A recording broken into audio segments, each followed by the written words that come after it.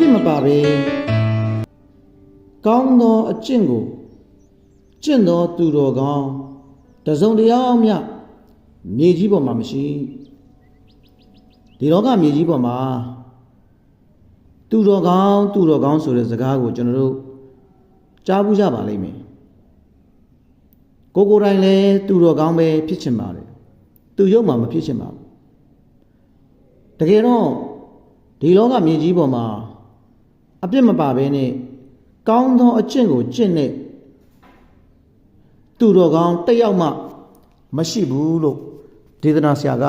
ပြောထားတာကိုကျွန်တော်တွေ့ရပါတယ်။ဘာကြောင့်လဲဆိုတော့လူတော်မကောင်းလူကောင်းမတော်ဆိုသလိုပေါ့ဒီမြေကြီးပေါ်မှာအသက်ရှင်လျက်ရှိတဲ့သူတိုင်းကသူတော်ကောင်းဖြစ်ချင်ကြပေမဲ့သူတော်ကောင်းဆိုတဲ့ဘွဲ့ကို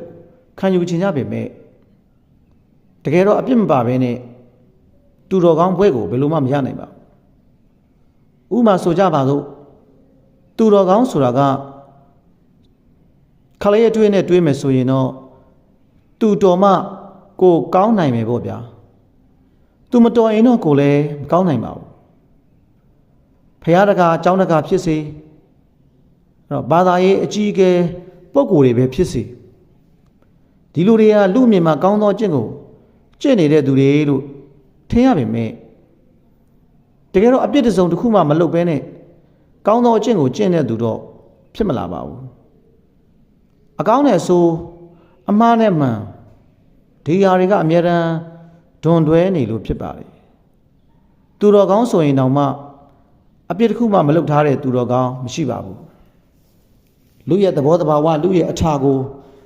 ကောင်းကောင်းနားလည်လာကြတဲ့လူတွေကမကောင်းမှုဒုစရိုက်တွေဘလောက်ပဲလုပ်လူတွေကိုမျက်ရည်ပေါက်ကြီးငယ်ကြအောင်ဘလို့ပဲလုပ်ဘလောက်ပဲလုပ်အချိန်တိုင်းရင်ကောင်းမှုကုသိုလ်တွေလူအများရဲ့ရှေ့မှာလှုပ်ပြလိုက်ရုံနဲ့သူတို့ရဲ့အပြစ်တွေကိုမိမ့်မိန်ပျောက်ကွယ်သွားစီတယ်ဆိုတာကိုသူတို့နားလည်သဘောပေါက်ပြီးမကောင်းမှုဒုစရိုက်တွေများစွာလုပ်နေတဲ့သူတွေကသိန်းထောင်နဲ့ချီပြီးပြန်လဲပေးလူကြတဲ့အခါမှာ